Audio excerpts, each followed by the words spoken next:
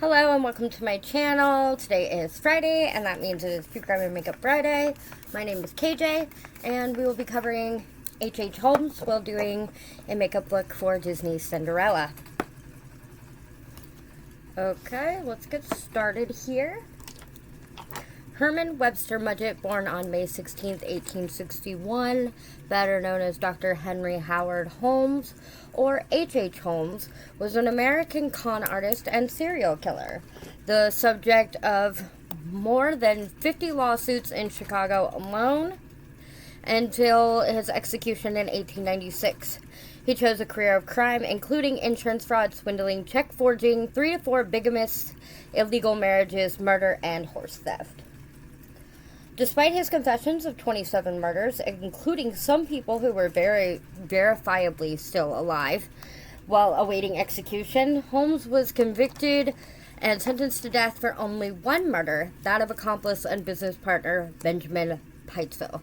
It is believed he killed 3 of the Pitesville children as well as 3 mistresses, the child of one of the said mistresses and the sister of another. Holmes was executed on May 17, 1896, 9 days before his 35th birthday. Much of the lore surrounding the murder castle, along with many of his alleged crimes, are considered likely exaggerated or fabricated for sensationalistic tabloid pieces. Many of these factual inaccuracies have persisted due to the combination of ineffective police investigation and hyperbolic tabloid journalism, which are often cited as historical record.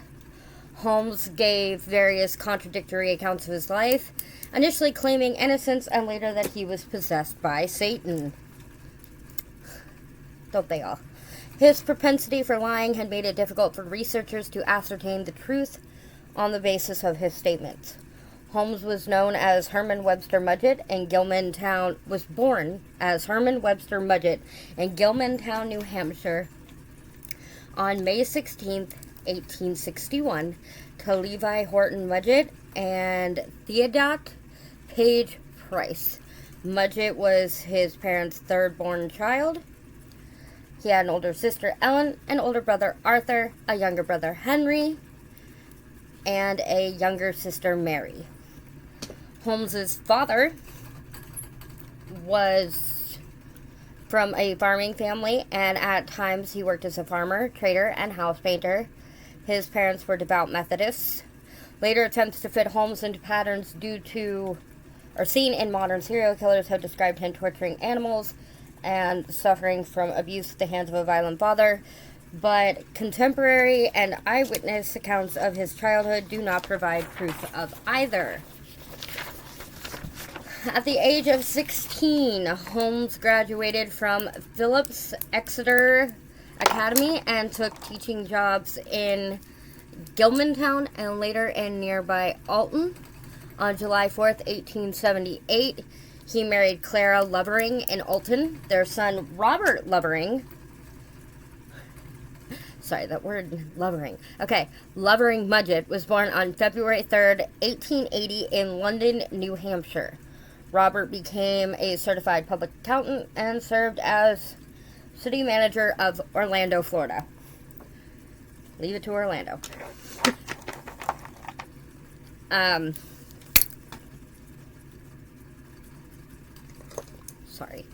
Holmes enrolled in the University of Vermont in Burlington at age 18, but was dissatisfied with the school and left after 1 year.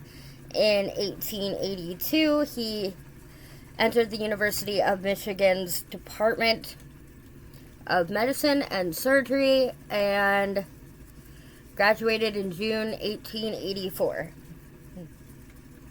after passing his exams. So he did actually have a medical license, which I find amazing, just amazing information. It'll explain it. It'll explain a lot.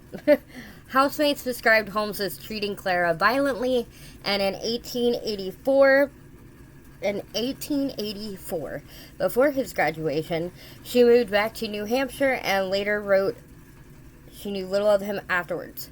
After he moved to Moores Forks, New York, a rumor spread that Holmes had been seen with a little boy who later disappeared. Holmes claimed the boy went back to his home in Massachusetts.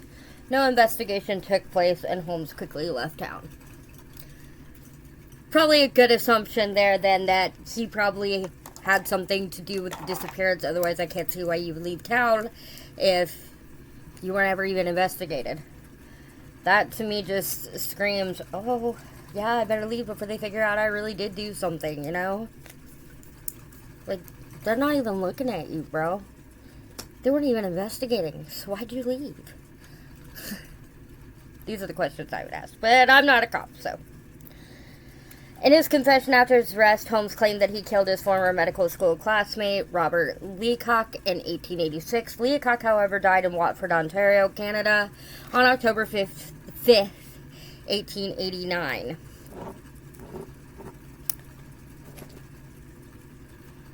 In late 1886, while still married to Clara, Holmes married Myrta Belknap in Minneapolis, Minnesota. He filed for divorce from Clara a few weeks after marrying Myrta, alleging infidelity on her part.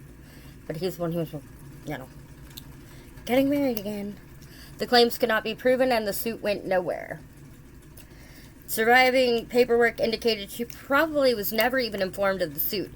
In any case, the divorce was never finalized. It was dismissed June 4th, 1891 on the grounds of want of prosecution. So, I don't know exactly what that means, but to me, I feel like they dismissed it because they wanted to be able to use it to prosecute him for bigamous marriages, I guess. But, I mean, would it have been a bigamous marriage if you had just given him the divorce that he filed for?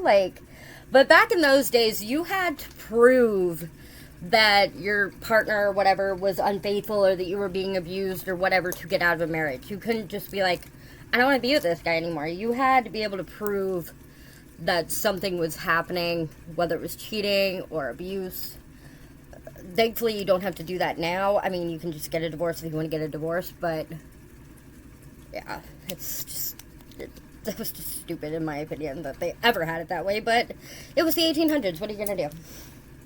At least we weren't like Henry VIII and chopping off people's heads.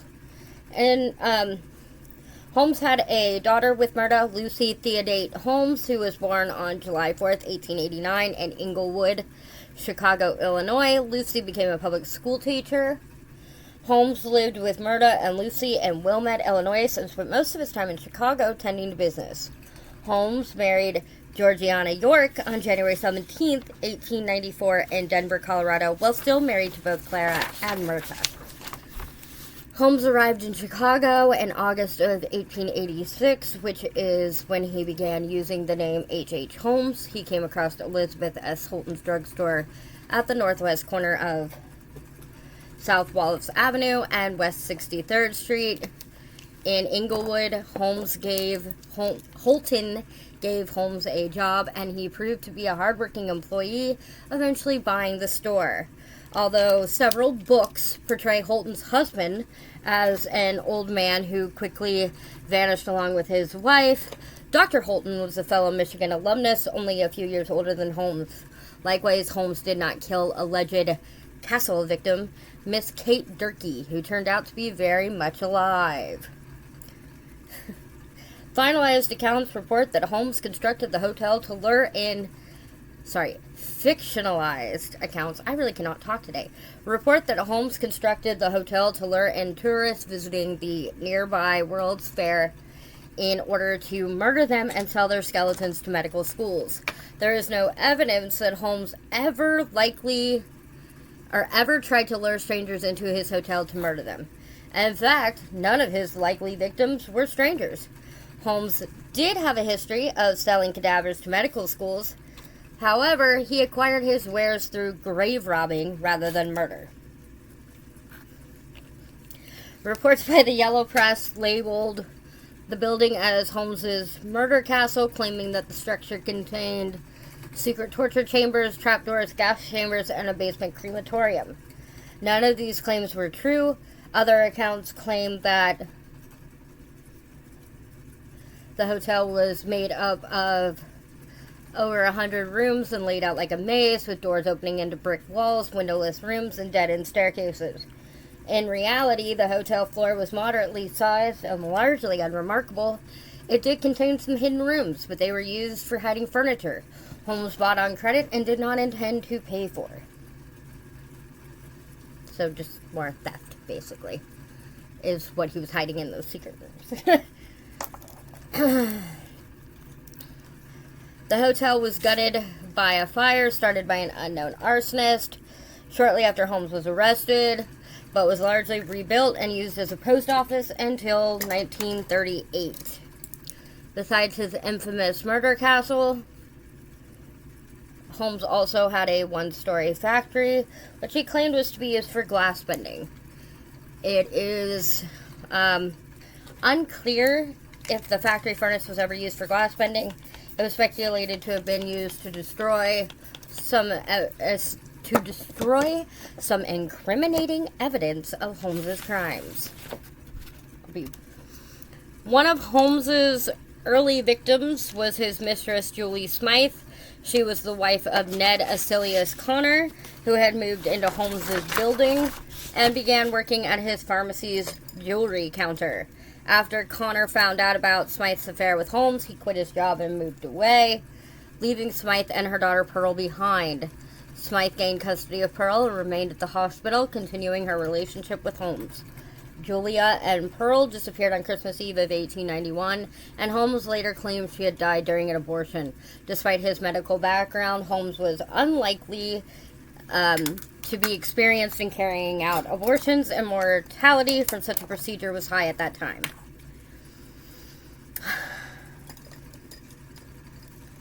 Please do not turn this into an anti-abortion crusade segment. Okay, thank you. Holmes claimed to have poisoned Pearl, likely to hide the circumstances of her mother's death. The partial skeleton, possibly of a child around Pearl's age, was found while excavating Holmes's cellar. Pearl's father, Ned, was a key witness at Holmes' trial in Chicago. Now, when I read this, I did have some questions about how he could be a key witness when he was not there. Because, like, they said that when he found out about the affair, he quit his job and he moved away, and Smythe and her daughter stayed behind. So he was not actually there to witness the death of his ex-wife and his child. So I have some questions as to how he was a key witness in anything when he wasn't, for all intents and purposes, there. You know? Just saying. Don't know how that works. Emmeline Segrande began working in the building in May 1892 and disappeared that December. Rumors following her disappearance claimed that she had gotten pregnant by Holmes, possibly being a victim of another failed abortion that Holmes tried to cover up. Another young girl who had worked for Holmes in his building, named Emily Von Tassel, vanished too. While working in the Chemical Bank building on Dearborn Street, Holmes met and became close friends with Benjamin Peitzel. Now, this is the murder that he was actually convicted of and sentenced to death for, is Peitzel's. A carpenter with a criminal past who was exhibiting in the same building, a coal bin he had invented. Holmes used Peitzel as a right-hand man for several criminal schemes. A district attorney later described Peitzel as Holmes's tool, his creature. His tool and his creature. In early 1893, a one-time actress named Minnie Williams moved to Chicago. Can't speak English today, so bear with me. I'm sorry. Holmes claimed to have met her in an employment office, though there were rumors he had met her in Boston years earlier. And it's definitely possible, that's for sure. He offered her a job at the hotel as his personal stenographer, and she accepted. Holmes persuaded Williams to transfer the deed to her property in Fort Worth, Texas, to a man named Alexander Bond, an alias of Holmes. Like, as in, like, he was essentially who she was transferring the deed to. She just did not know that. In April of 1893, Williams transferred the deed, with Holmes serving as the notary. I don't know how you could notarize a document that you're having turned over to you, because I would think that the notary signature and the purchaser's signature would look exactly the same. Sorry. That's just my personal opinion. I don't know. So, Williams transferred the deed with Holmes serving as the notary. Holmes later signed the deed over to Peitzel, giving him the alias Benton T. Lyman.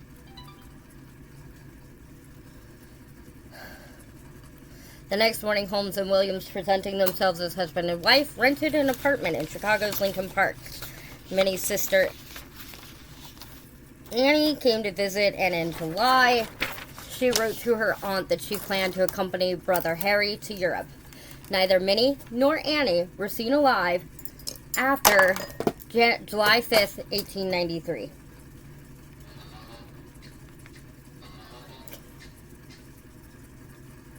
Sorry, I forgot to put my phone on silent, so that's what you're hearing go off. Although not proven, Holmes was suspected of killing 6 other persons who vanished between 1891 and 1895. Dr. Russler, who had an office in the castle, went missing in 1892. Kitty Kelly, a stenographer for Holmes, also went missing in 1892. John G. Davis of Greensville, Pennsylvania, went to visit the 18th World's Fair and vanished. In 1920, his daughter asked that he be declared legally dead.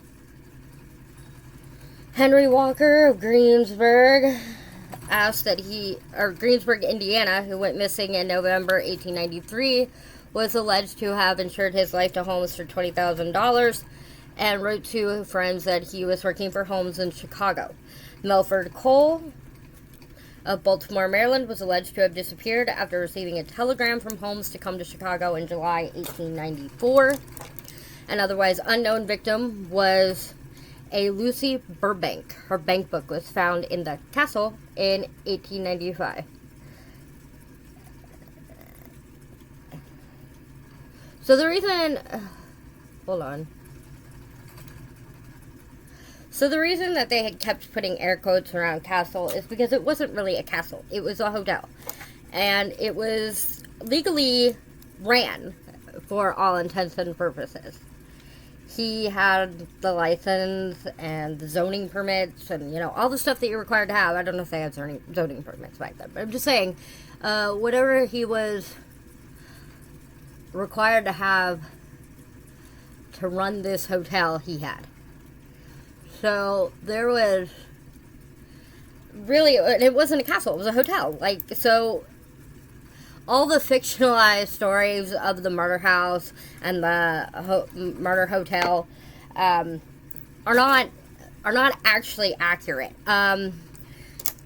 because they can't ever find, like, they never found anybody that he lured in. Like, everybody thought there was so many victims of this guy, including me, until I started researching it, and he really didn't have that many victims, and they were all people that he knew. It was nobody that he just found off the street and decided their life meant nothing, so he murdered them. There was nobody like that. So that's why I keep putting castle in air quotes. Peitzel agreed to fake his own death so that his wife could collect on a $10,000 life insurance policy, which she was to split with Holmes and Howe. The scheme, which she was to take place in Philadelphia, called for Peitzel to set himself up as an inventor under the name B.F. Perry, and then be killed and disfigured in a lab explosion. Instead, Holmes killed Peitzel by knocking him unconscious with chloroform and setting his body on fire with the use of benzene. In his confession, Holmes implied Peitzel was still alive after he used chloroform on him before he set him on fire. However, forensic evidence presented at Holmes's later trial showed chloroform had been administered after Peitzel's death, a fact of which the insurance company was unaware, presumably to fake suicide to exonerate Holmes should he be charged with murder. I'm going to change clothes real quick, get dressed. I will be right back, and we will do hair.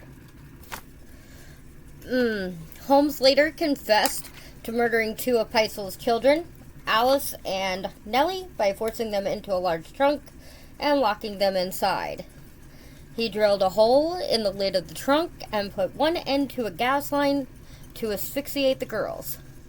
Holmes has buried their nude bodies in the cellar of his rental house at 16 Vincent Street in Toronto. This home and address no longer exist, St. Vincent Street having long since been realigned into a part of Bay Street. Holmes was reported to have visited a local pharmacy to purchase the drug which he used to kill young Howard Peitzel, and a repair shop to sharpen the knives he used to chop up the body before he, burned it. Sorry. The boy's teeth and bits of bone were discovered in the Holmes chimney. Holmes's murder spree finally ended when he was arrested in Boston on November 17th, 1894, after being tracked there from Philadelphia by the private Pinkerton National Detective Agency. He was held on an outstanding warrant for horse theft in Texas.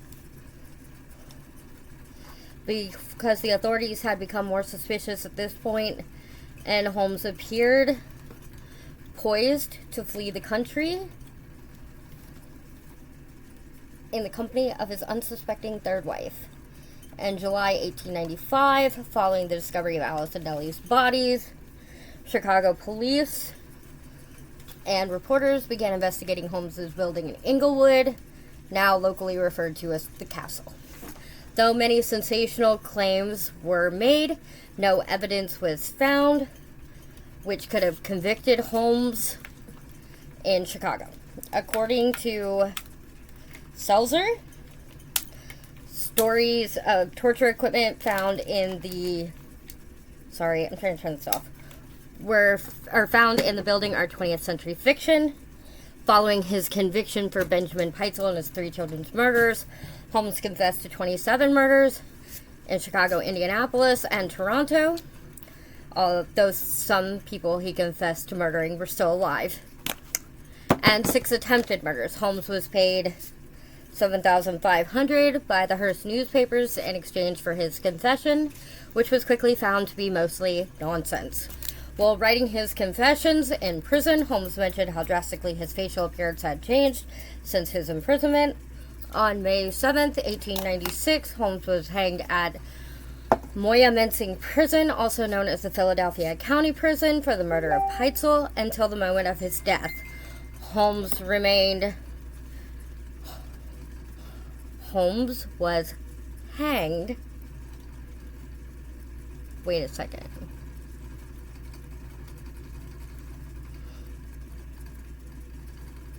Wow, I really messed that up. Okay.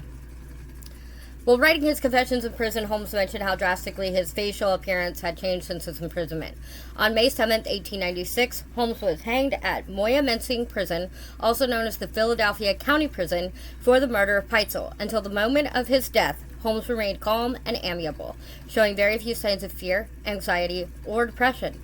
Despite this, he asked for his coffin to be contained in cement and buried 10 feet deep because he was concerned grave robbers would steal his body and use it for a dissection. Holmes's neck did not break. He instead strangled to death slowly, twitching for over 15 minutes before being pronounced dead 20 minutes after the trap had been sprung. On New Year's Eve, 1909, Hedgepath, who had been pardoned for informing on Holmes, was shot and killed by police officer Edward Jabarek. Sorry if I butchered that. During a holdup at a Chicago saloon. On March 7, 1914, the Chicago Tribune reported that with the death of Patrick Quinlan, the former caretaker of the castle, the mysteries of Holmes Castle would remain unexplained. Quinlan had committed suicide by taking strychnine. His body was found in his bedroom with a note that read, quote, "I couldn't sleep," end quote. Quinlan's surviving relatives claimed he had been haunted for several months and was suffering from hallucinations. In 2017, amid allegations Holmes had in fact escaped execution, Holmes's body was exhumed for testing, led by Janet Monge of the University of Pennsylvania Museum of Archaeology and Anthropology. Due to his coffin being contained in cement, his body was found not to have decomposed normally. His clothes were almost perfectly preserved, and his mustache was found to be intact. The body was positively identified by his teeth as being that of Holmes. Holmes was then reburied. I don't know about you, but I wouldn't want to dig up a grave and find the body is like perfect. That would be weird. I mean, I wouldn't want to dig up a grave anyway because bad juju. Bad juju. But if I had to, for say, police work, finding it intact would like freak me out so bad. Anyway, I hope you enjoyed today's segment on H.H. Holmes and his murder hotel. This was a look for Disney's Cinderella. You can join me tomorrow. There will be a new makeup look for Coco from Disney. And next Friday's case is on Herbert Mullen, the Earthquake Killer. So, please be sure to like and subscribe if you like this video. Please share to any of your Facebook groups, your page, whatever. And as always, be cautiously kind to others. Have a wonderful day. Don't do anything I wouldn't do. And make the best choices for you. Love you guys. Have a wonderful day. Bye.